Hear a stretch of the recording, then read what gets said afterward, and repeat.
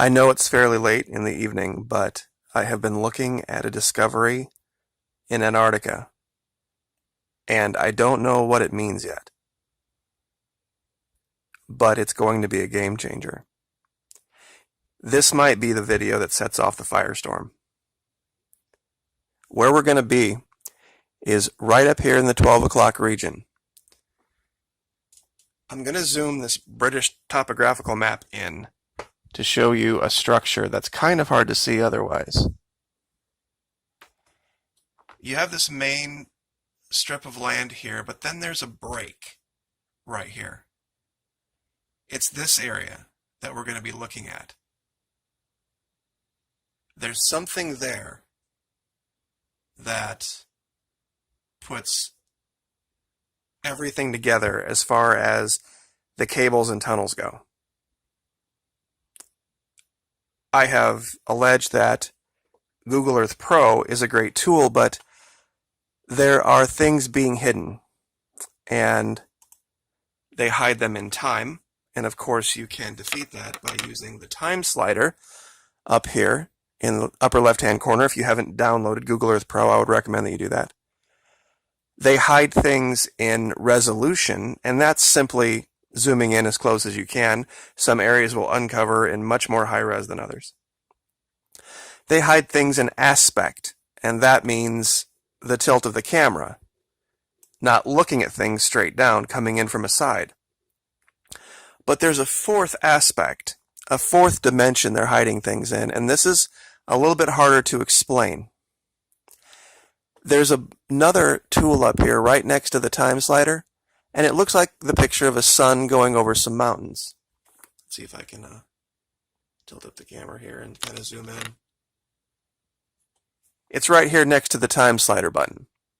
And when you hover over it, it says, show sunlight across the landscape, use the time slider to set the time of day. It gives you the ability to contrast things with shadow. Things that are harder to see will become a little bit more pronounced. That's critical to see what I'm going to show you today. So we're going to go ahead and click that button, and as you can see, here comes what looks like sunset or sunrise, however you're looking at it. So here's that strip of mountains, and here's that break. Now I already have this labeled out, and I have never found a cable structure that has 6 regular intersecting cables along it. And it's the distance that is the telling part. I could not figure it out for the life of me what it meant. But let me show you how this is almost completely obscured without the contrast. Now as we zoom in, I'm just using this first intersection here as an example. This lighter line is the actual cable. The purple and the black are my reference lines just so that I can see it better. The cable starts here and runs directly on a course of 9270 over to here. It was a very odd distance. It wasn't a regular distance, and I still couldn't figure it out, but all 6 of these were the same. Now, these are very, very different. They don't show up in a permanent state like this one does. See how this one is nice and neat and uniform? These cross cables show up in dotted structures, but they are there. And as you can see here, and they run on a perfect 0 to 90 degree course. And they all run perfectly parallel to each other. Here was the hard part. I tried to figure out what the significance of the distance between them was.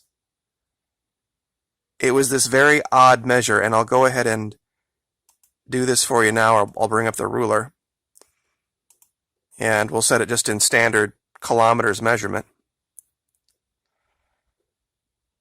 And of course, we're not measuring from my reference line because those are just rough distances. But we'll start here right on where that is, and we'll follow right along a course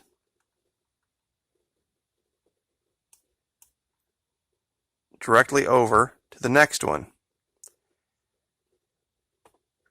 And let me see if I can get this straightened out. There we go, 180 degrees.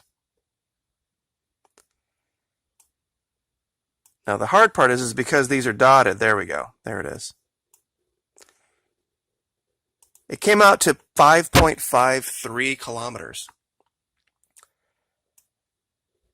And it didn't make any sense. And when you put it in miles, it came out to 3.44 miles. It means nothing. But look what happens when you put it in nautical miles. Exactly 3. Now my Navy guys out there know what this means.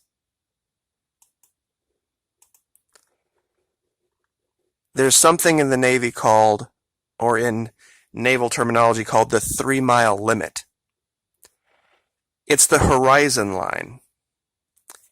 Each one of these cables, each one of these tunnels, whatever it is at the edge of the horizon from the next one. And you can, and like I said, I will give you all of the locations. You can look this up on your own. Each one of these lines is exactly 3 nautical miles apart.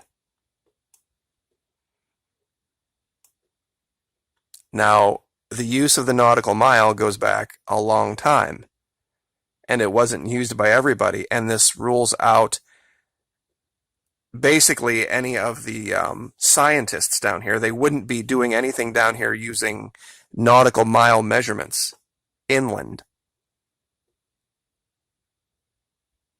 And I'll give you an example over here. This is intersection 5.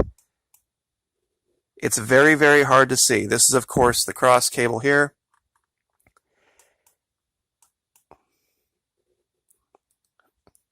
But here are the uncovered evidence markers for the cable that runs perpendicular. 3 nautical miles exactly. And strangely enough, these are all right at about 10 nautical miles long.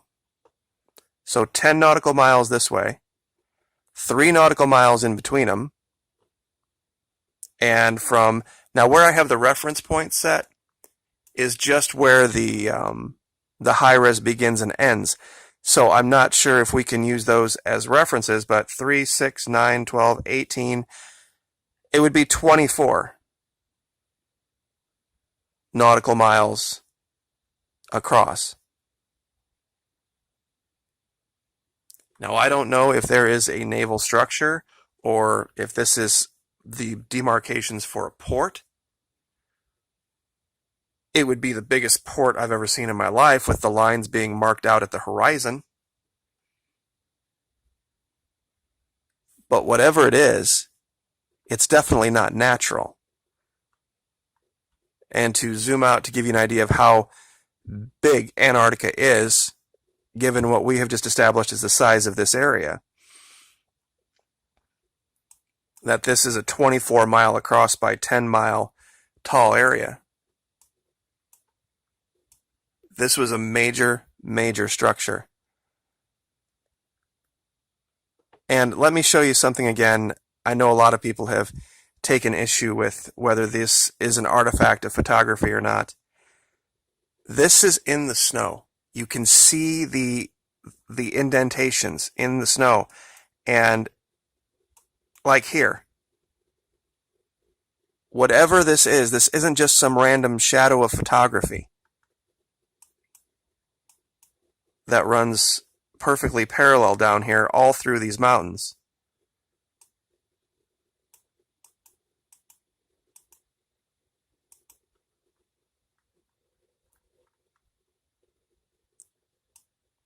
I tried to make each one of these lines just a little bit of a different color, just to accentuate.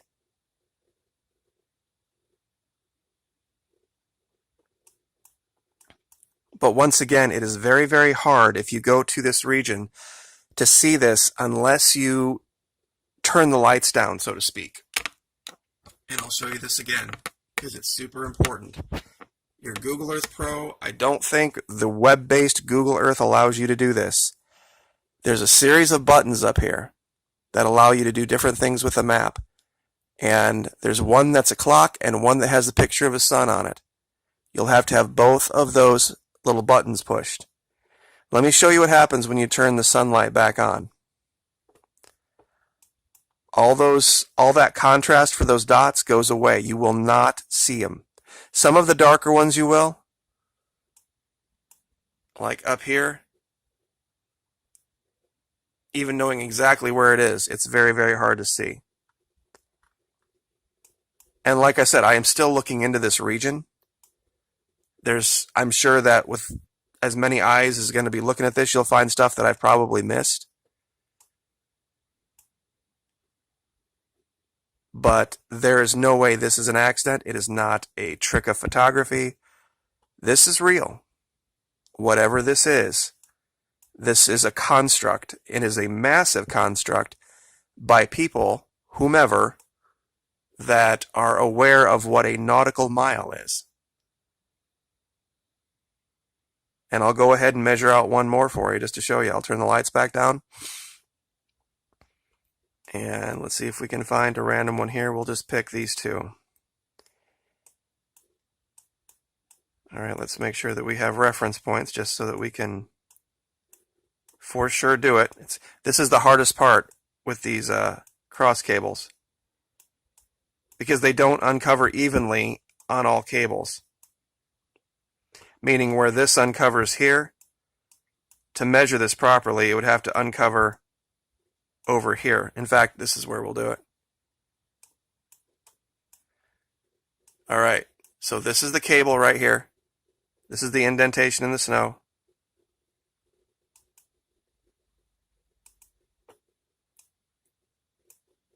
We're going to mark it here.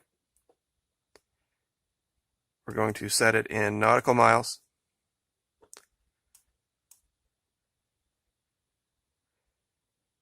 Directly 180 degrees. And this one's just off a tiny bit, 2.97, given the lay of the land.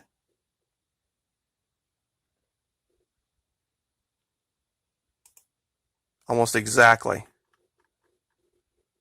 3 nautical miles. These tunnels are set at the 3-mile limit. And I really don't know what that means. I'm sure the Navy guys out there that can probably speculate a lot better than I can. I brought up the 3-mile limit on Wiki. And I'll just read this for you as we go out. The 3-mile limit refers to a traditional and now largely obsolete conception of the international law of the seas, which defined a country's territorial waters for the purposes of trade, regulation, and exclusivity as extending as far as the reach of cannons fired from land.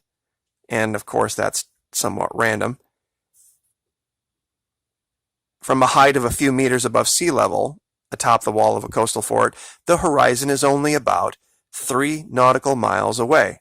Thus, there was no need to be able to shoot farther, since more distant targets would not be visible.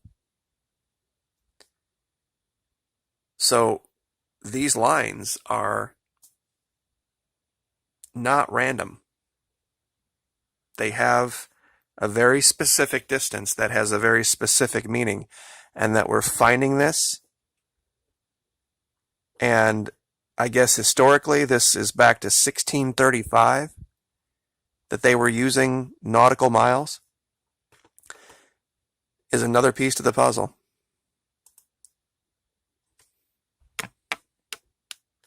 But like I said, I will link this, I will give you the coordinates, and you can look it up for yourself.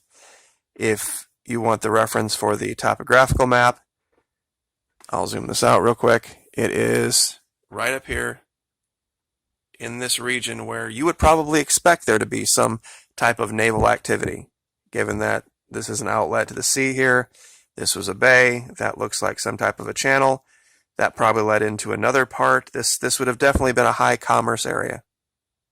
So we'll leave it there. Like, share, subscribe.